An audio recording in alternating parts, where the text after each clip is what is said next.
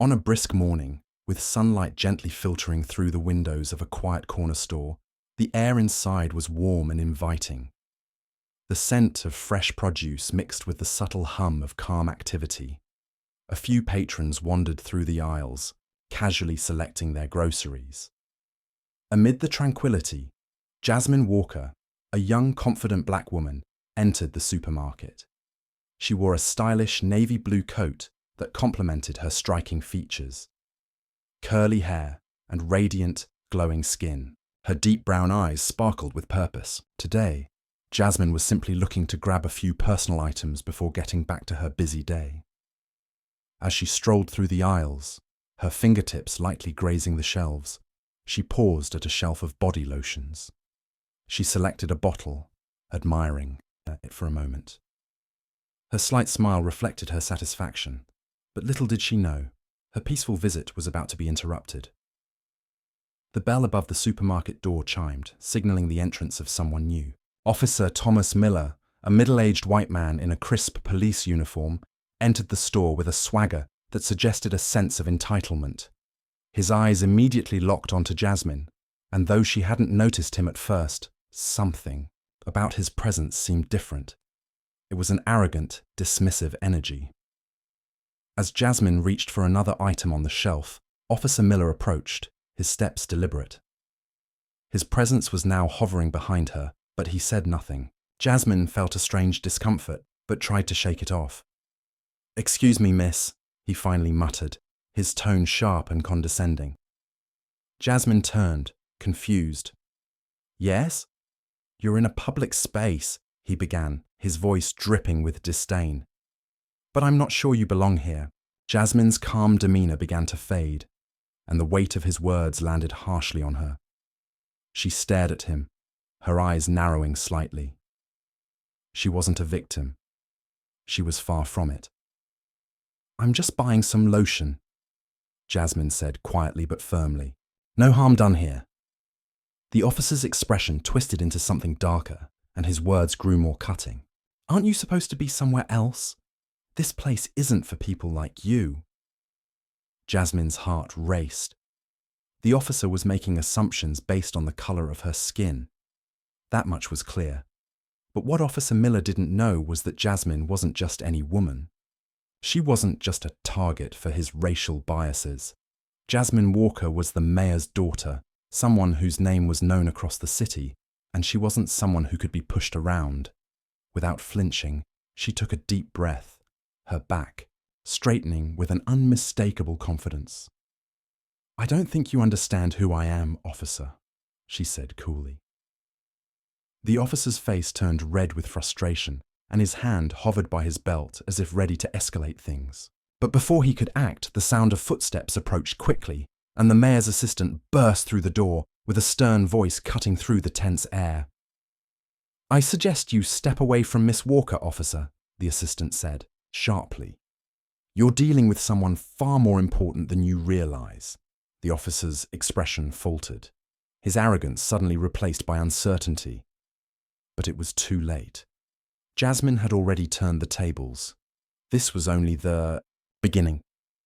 The supermarket, once filled with a calm ambiance, now felt tense under the weight of the confrontation.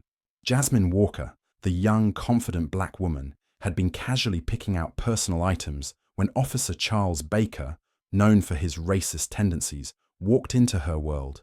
His sharp blue eyes scanned the aisles until they landed on Jasmine. A sly grin spread across his face as he adjusted his gun belt and walked toward her.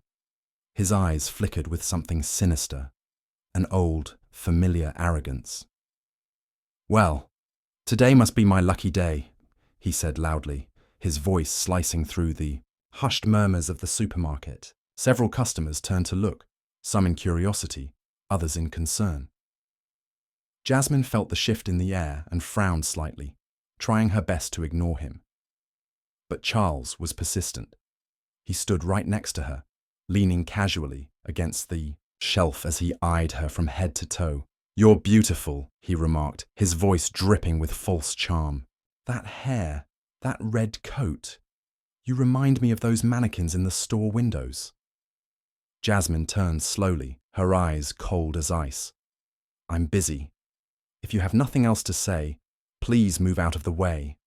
Charles let out a mocking laugh, his voice booming in the stillness.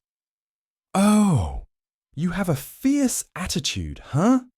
Someone like you shouldn't act so unapproachable. I was just giving you a compliment. Jasmine raised an eyebrow, her expression unwavering. Praise or harassment, it's all the same to me. Now stop bothering me. For a moment, Charles was stunned by her sharp response.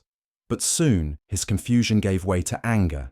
He chuckled darkly, taking a step back, his tone now flirtatious and sarcastic. Who do you think you are, a Hollywood star? He sneered. Don't get too cocky, girl. With that skin tone, you should just feel lucky I even noticed you. Jasmine's eyes narrowed, her confidence growing.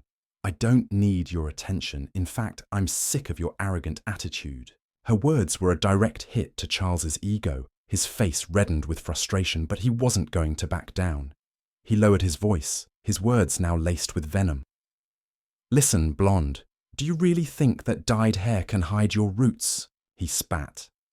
No matter how fancy your clothes are, to me, you'll always just be another lonely, insignificant person. The words hit the air like a thunderclap, and the surrounding customers fell into a stunned silence. Whispers began to ripple. Through the aisles, some filled with worry, others with outright indignation. But Jasmine wasn't shaken. She took a deep breath, her gaze now blazing with an undeniable power. With a calm, yet unyielding step forward, she closed the distance between herself and Charles, her voice steady and cutting.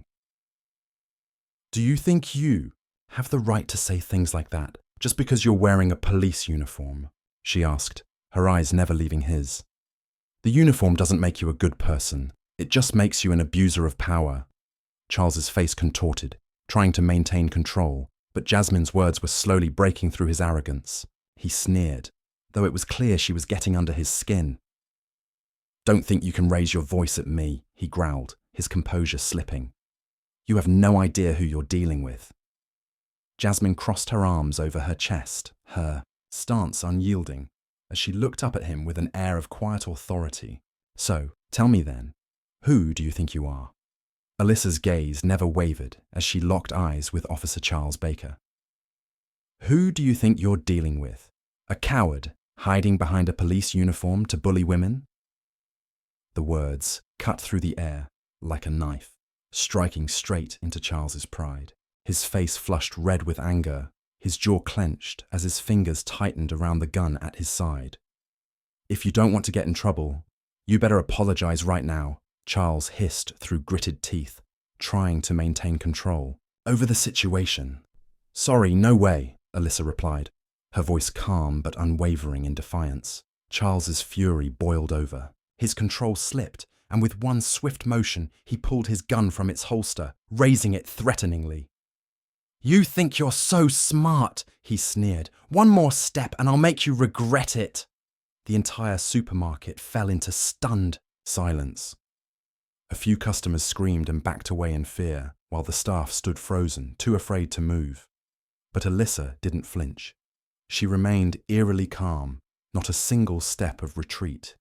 You just made a big mistake, she said, her voice steady as a rock.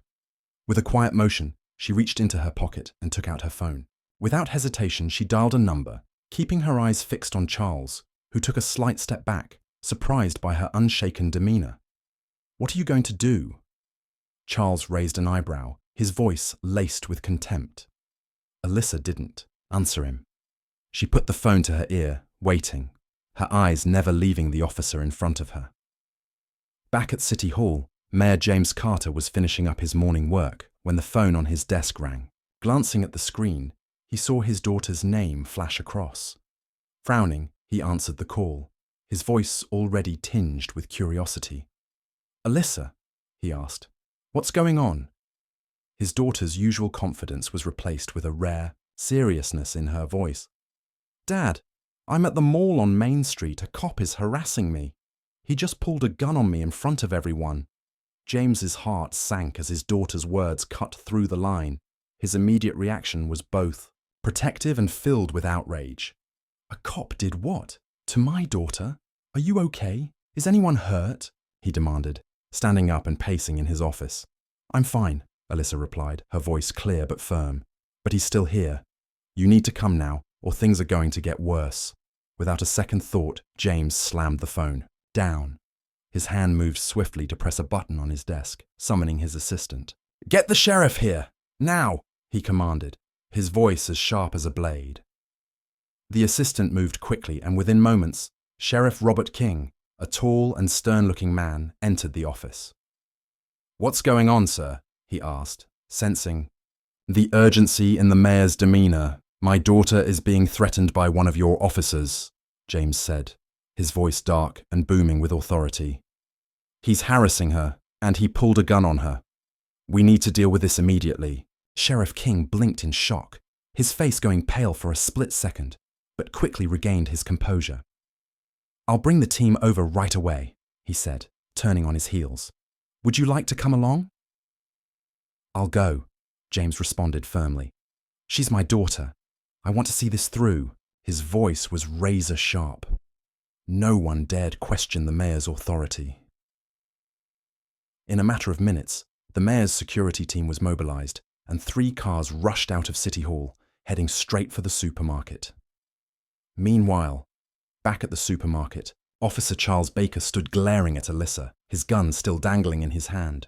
The defiance in his eyes was palpable, and he smirked, completely unfazed by the growing tension around him. Who do you think you are? He sneered. Call whoever you want. I'm a cop. No one can do anything to me. Understand?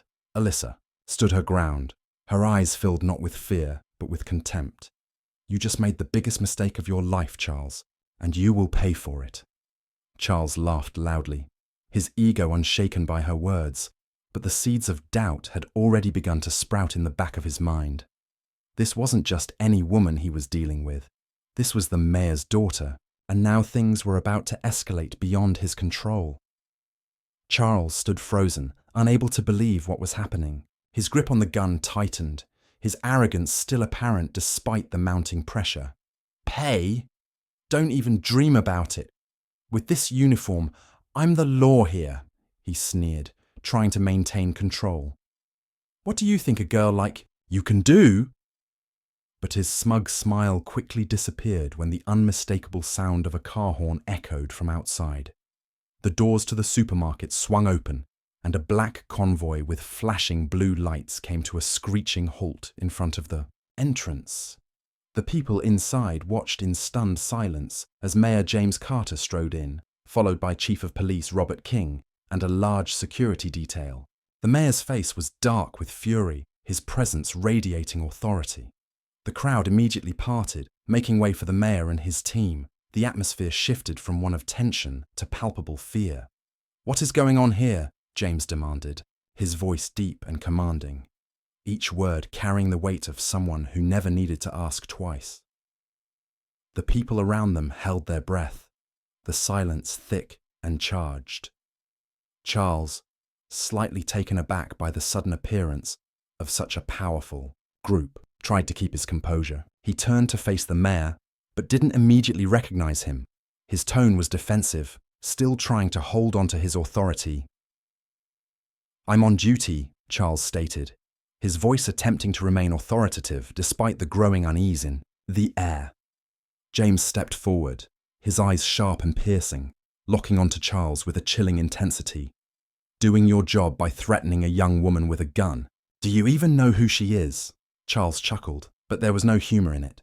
His voice wavered slightly as he replied, I don't care who she is. She caused trouble, and I dealt with it my way. Sheriff Robert King took a step forward, his voice firm and unwavering.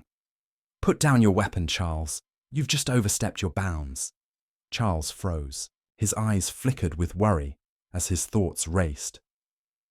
I was just doing my job, he stammered, but the truth of his actions was starting to weigh heavily on him. This is not a job, James's voice rang out, cold and accusing.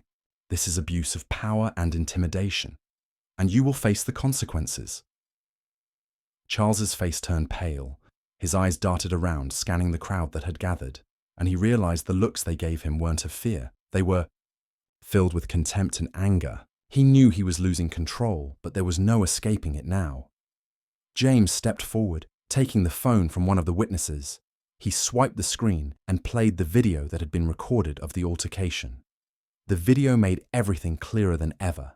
It showed Charles approaching Alyssa with an aggressive, harassing attitude, making crude, flirtatious comments.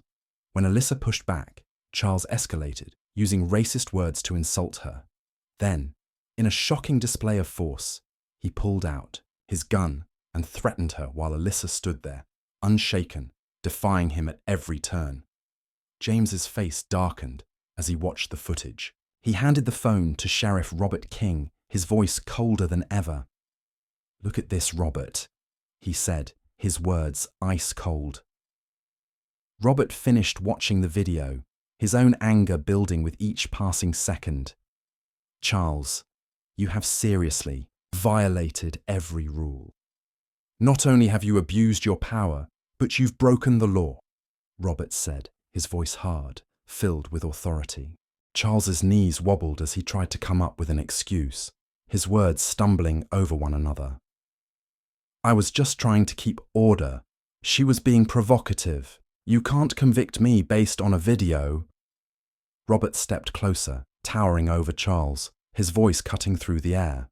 "Give me your gun and badge, now!" "What?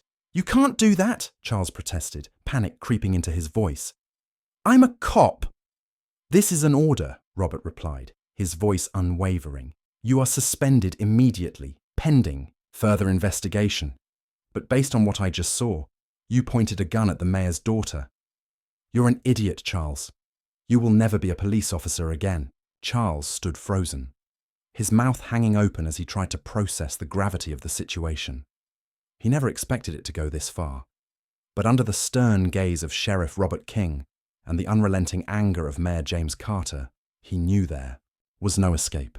With trembling hands, Charles slowly removed his gun and badge, placing them into Robert's hands. His eyes were wide with disbelief, and he was like a man whose strength had been drained, his pride shattered beyond repair.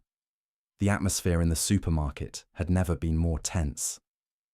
The crowd stood in complete silence, no one daring to speak, but the anger on their faces was unmistakable. They had witnessed an officer abuse his power, and they were not about to let it slide. James stepped forward, now standing face to face with the disgraced officer. His eyes bored into Charles with the intensity of a storm, and his voice was the final blow. "Do you think that wearing a police uniform gives you the right to do whatever you want?" James asked, his tone sharp and full of disdain. Charles's face paled even further as the truth of the situation sank in. He had underestimated Alyssa, her father, and the power that came with standing up for what was right, and now it was too late for him. Charles stood before James, his face pale as the mayor's words rang out like a thunderclap. His arrogance had finally been shattered, and the weight of the truth crushed him. The mayor's voice boomed through the room, unwavering in its condemnation. "Do you think that wearing a police uniform gives you the right to discriminate, to abuse your power to intimidate people, just because of the colour of their skin?" James's voice was sharp, cutting through the tension in the room. "You are gravely mistaken." James turned to face the crowd, his words aimed at every single person in the supermarket, making sure they heard the truth loud and clear. "As mayor of this city," James continued, his voice full of authority, "I want to make it clear, no one, no matter what position, should behave like this. I do not tolerate any form of racism in our community, and certainly not in law enforcement." The crowd erupted into applause, cheers rising from every corner of the store. The people stood with pride, witnessing the strength of justice being served.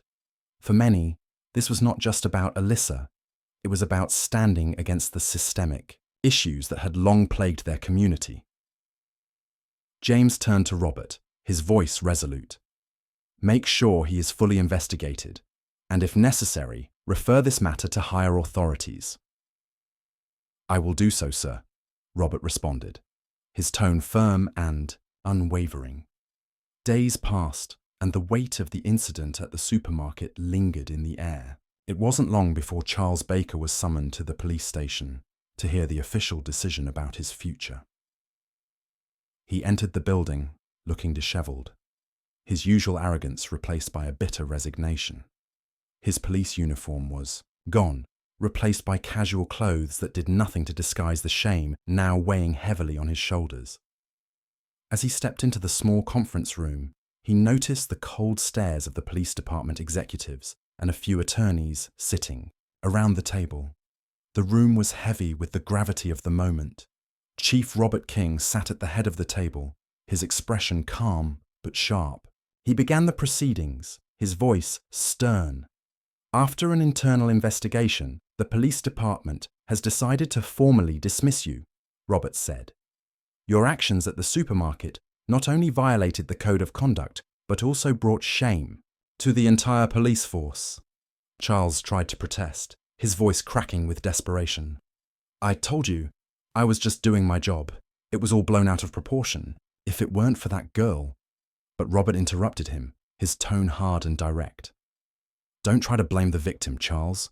The video, the witnesses, and the evidence clearly show that you were the one who initiated the harassment, threatened with an illegal weapon and used racial slurs. That's undeniable. Charles looked around the room, searching for a sympathetic look, but there was none. The cold, disapproving stares from everyone in the room confirmed the truth. His time as a police officer was over. He stood up abruptly, trying to leave with whatever dignity he had left. But Robert added, his voice cold, and remember, your case has been turned over to the prosecutor's office. You will face the law.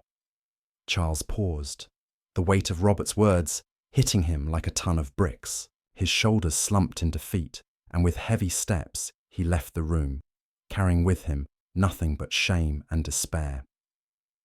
Almost immediately after Charles was fired, an official investigation was launched by the prosecutor's office. The video from the supermarket, the witness statements, and Charles's past behavior records all became key pieces of evidence in the case file. The lead prosecutor, a strong and determined woman known for her stance against injustice, quickly took action. At a press conference, she announced, Charles Baker will be charged with unlawful intimidation with a weapon, abuse of power, and racially motivated harassment. The media picked up the story in an instant, and it quickly made national headlines. Articles appeared everywhere with bold headlines like, Police abuse of power faces the law, and Justice for victims of racism. Local residents, especially those in the black community, organized peaceful protests, demanding transparency and fairness in the handling of the case. They carried banners with powerful messages. There is no place for racism in the police. Enforce and protect all, regardless of race. The protests grew larger each day as people of all backgrounds came together to demand justice for Alyssa and for everyone who had suffered under the weight of racial discrimination. The streets were filled with a collective cry for change, a cry that could no longer be ignored. The pressure on the authorities was mounting. Charles Baker's story was now emblematic of a larger issue, one that stretched far beyond the supermarket and into the heart of a broken system. The public's support for Alyssa and her stand against injustice only grew stronger after the supermarket incident. Mayor James Carter, too, was honoured for his unwavering stance, as his quick action and resolute leadership had not only protected his daughter, but also highlighted the deeper issues of abuse within the police force. A month later, Charles Baker's trial began, and the courtroom was packed to capacity. The media, lawyers, activists, and the public filled the room, all eager to see justice served. The evidence presented was overwhelming. Video footage from the supermarket became irrefutable proof that Charles had used his weapon to threaten an unarmed woman without any justification. The footage was heart-wrenching yet crucial, capturing the entire incident and showing the officer's blatant abuse of power. Charles's defense attorney tried to argue that his client had acted under work stress and never intended to harm anyone, but this defense was swiftly dismissed. The prosecutor wasted no time emphasizing that Charles' actions went far beyond a mere error in judgment. They were unlawful and intentional. The prosecutor declared, Charles Baker not only acted unlawfully but also abused his power to harass and intimidate his victim. We cannot tolerate this behavior, especially from someone who is supposed to protect the community. Alyssa herself took the stand as a witness, her demeanor calm, poised, and resolute. When asked to speak, she did so without fear or anger. Her voice rang out clearly, sending a powerful message to everyone in the courtroom. I'm not here for revenge, she said, her words clear and strong. I'm here to make sure no one else has to go through what I went through. After hours of deliberation, the jury took less than an hour to reach a verdict. Charles Baker was found guilty. As the judge read the verdict aloud, his voice was firm, but there was no doubt that justice had been served. Charles Baker, the judge announced. You are convicted of unlawful threatening with a weapon. The court sentences you to 2 years in prison. You are also prohibited from holding any position in law enforcement in the future. When Charles heard the verdict, he lowered his head in defeat, his face drained of color. Everything he had built, his job, his reputation, and his future, had crumbled in an instant.